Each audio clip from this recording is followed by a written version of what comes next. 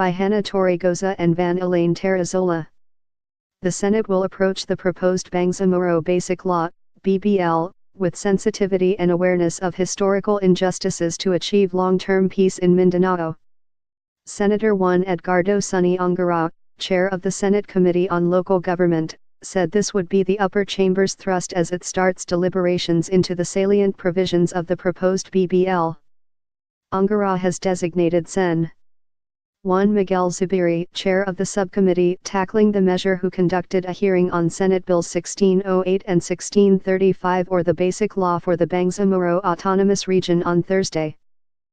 Thumbs up. Senators hold copies of the Bangsamoro Basic Law draft at the hearing of the Senate Subcommittee on the Law Tuesday.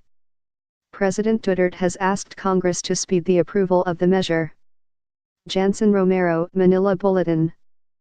He said the BBL is an affirmative action towards attaining regional stability and economic development in Mindanao.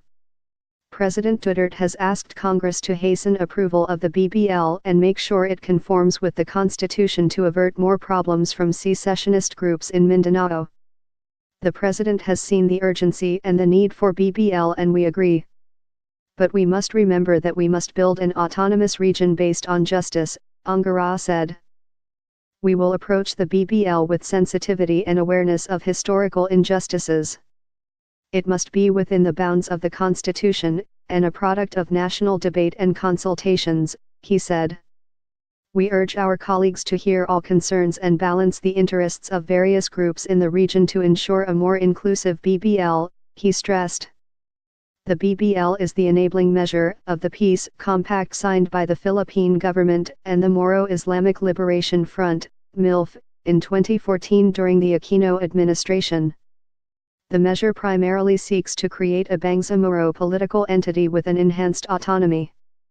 The bill, however, failed to pass during the previous administration following the massacre of 44 elite troops of the Special Action Force, SAF, in a police operation to neutralize Malaysian terrorist bomb-maker Zulkifli bin Hir, Marwan, and his trusted Lieutenant Abdul Bazit Usman in Mamasapano, Maguindanao.